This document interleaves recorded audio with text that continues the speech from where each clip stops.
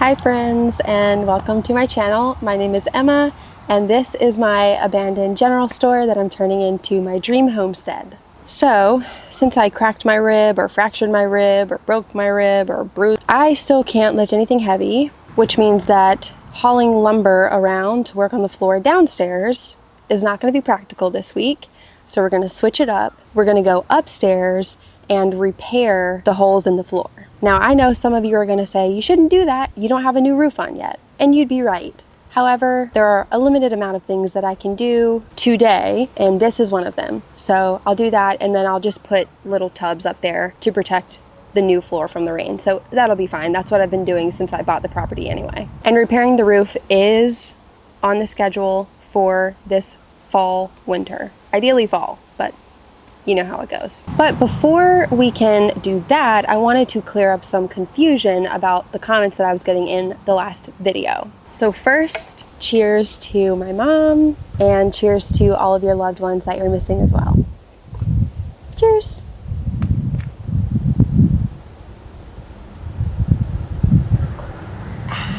Okay, let's go inside. Here we are downstairs. Now, a lot of you in my last video were telling me that it is time to put down vapor barrier now before I put the subfloor down. Something that I did not make clear in my last video is that this subfloor, it is the same subfloor that I am eventually permanently going to use. But for the time being, it's only temporary. So I'm not gluing it down. I know the plumbing's not here, the electric is not here. So the reason why I'm doing the subfloor now, which I wouldn't typically do at this stage, is because in order to continue moving on, I have to move items out of the way, and I need somewhere to put them. So I need a flat surface where I can put all of those items. These items. Most of the antique stuff is just stuff that I'm selling that was here in the store that I plan on putting on Heritage Row to sell eventually. But it's not time to permanently put the subfloor down.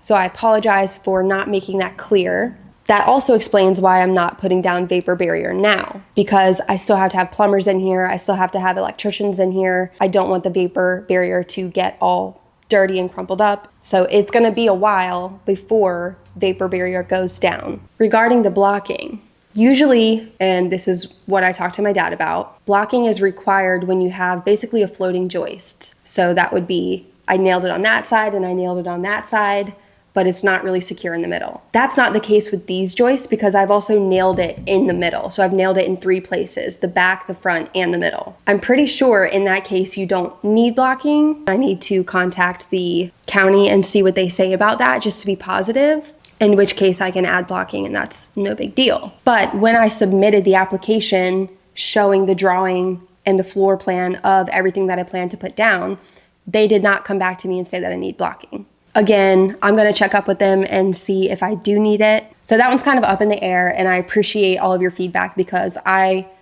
wouldn't have considered that. Now, a lot of you were commenting about joist hangers. There's a ledge right here. So the joists are going to be putting their weight on this ledge. When that's the case, a joist hanger is not required. This ledge is doing what a joist hanger would do. However, the joist that I ran to this band, I was supposed to put a joist hanger here and I forgot to do that. And my dad did tell me to do that, but I was just in the groove and I just forgot. So I will have to change that. Also, I know that you're not supposed to have comments sticking halfway out. I obviously planned to fix that, but I didn't know how to by myself in the last video. So that being said, I understand why I got so many comments because I didn't explain any of this in my last video. And there's a lot of things that I probably don't think to explain because I'm in it. But from the outsider's perspective, I understand being confused about certain things or thinking certain things. But my dad is a general contractor. He's been doing this since before I was born. Granted, this renovation is a little bit different because the building is so old. And with all of that being said, I'm gonna go upstairs and wing it. No, I'm just kidding. My dad explained to me how to fix the floor upstairs. So let's go up there and get to it.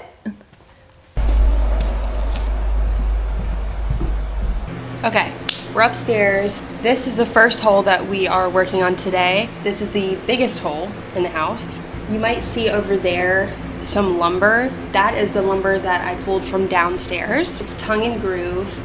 It matches this hardwood, I think, I'm pretty sure. So I'm gonna use that lumber to fill in the hole. Yeah, this is gonna be a new challenge for me, something that I've never done. So here we go. I need to get this old wood out. So I'm gonna start there.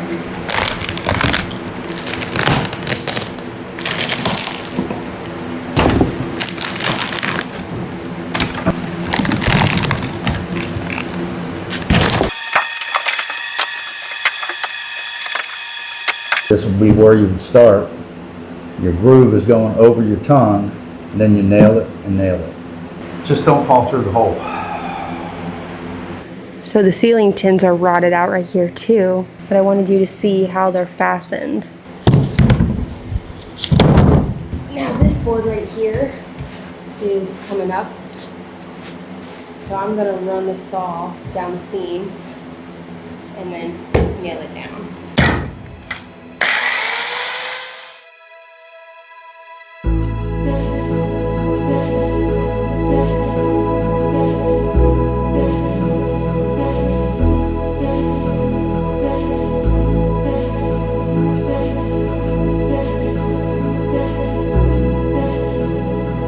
Okay, so now that I have cut through the seam, I should be able to nail it down and it should be flat.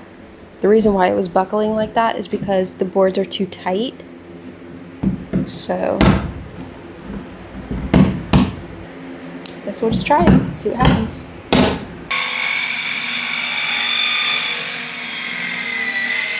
I don't think I cut enough of a gap, so it's still, they're still not laying flat. So I'm gonna cut it again and then come back.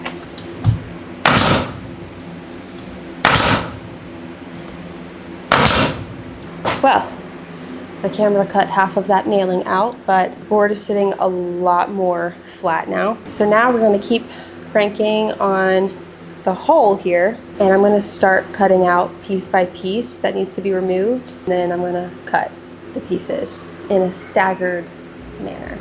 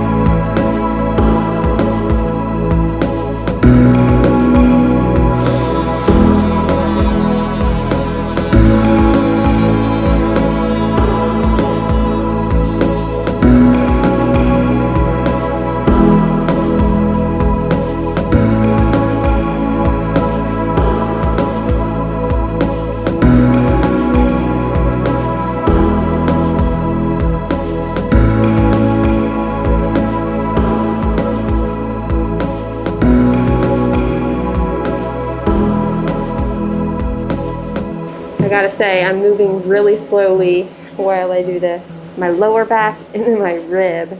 We're getting there, slowly but surely.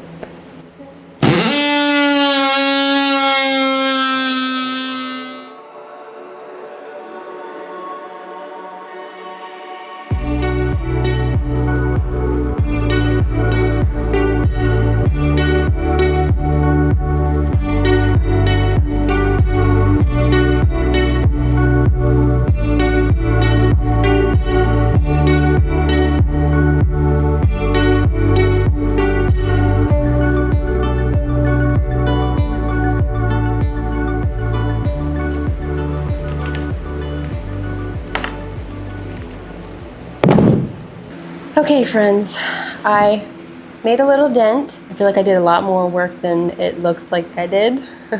but that's kind of always the case.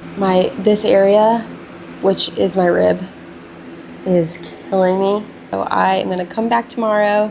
I got a good solid 4 hours in, probably maybe 5 today. So we'll continue tomorrow.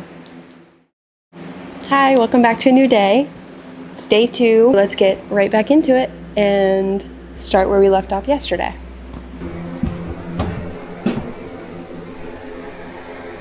Look who's here. Barry the Bat, in the same exact spot that he's been since the spring. It's now fall, and he's here pretty much every time I come, but when I start banging and doing loud things, he'll usually leave. I have no clue where he goes, but he's almost always here whenever I get back. So he must have found a hole in the roof or something. I don't know.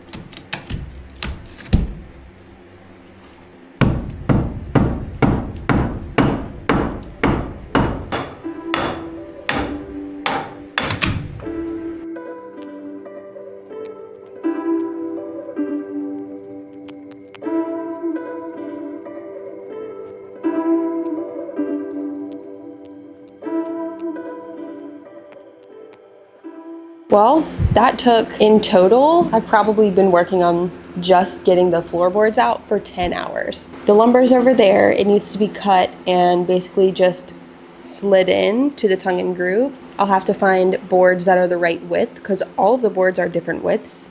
But before I can do that, I need to shop vac all of the debris that fell in the holes. So I'm gonna do that first.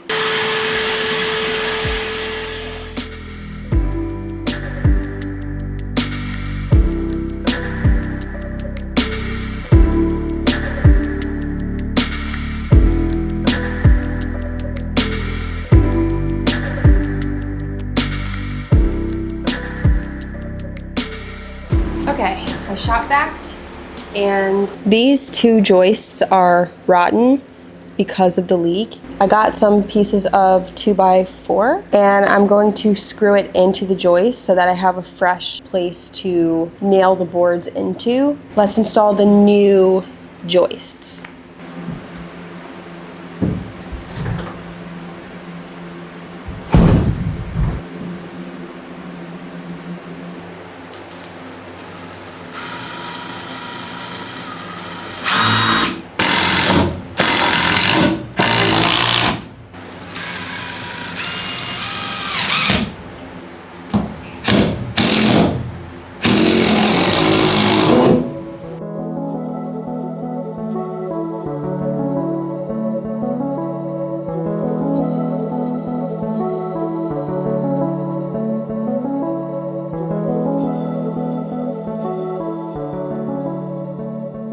Okay, we're on the home stretch. Got the joists secured.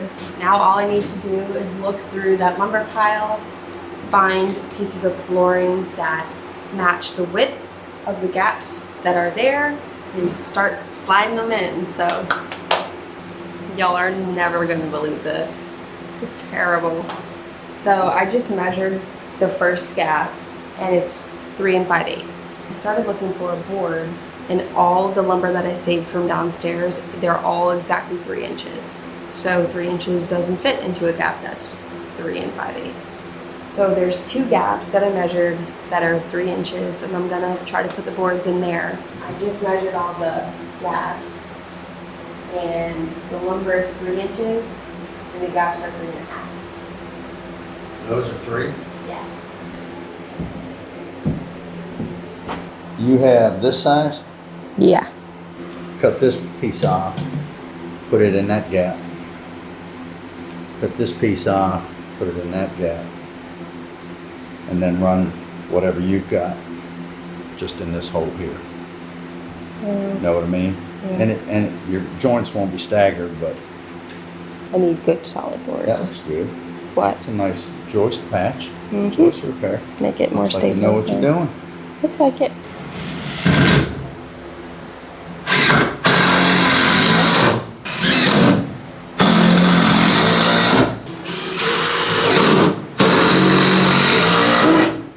Now, per my dad's genius, he suggested cutting off these thicker boards, putting them in the open slots that are too big for the lumber that I have, because these fit those open holes. And then I can just fill in this patch with lumber, so I don't have to make anything fit. I just can use what I have. And then with these gaps, they do fit the lumber that I have. So that's what I'm gonna do. We've been saved. The project has been rescued.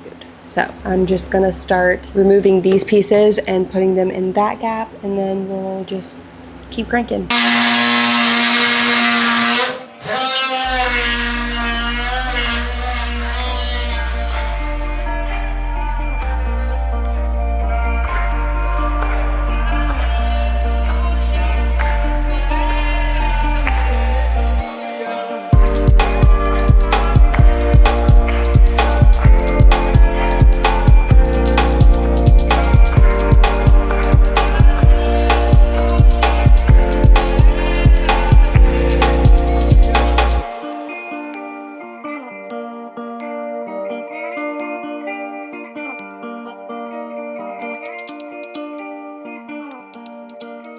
Okay, so the good news is that this fits. The bad news is that it's thicker than these boards. Just talked to Dad and he said that we can plane it. I'm just gonna mark here what the depth difference is. It's about 1/8 of an inch, maybe 1/4.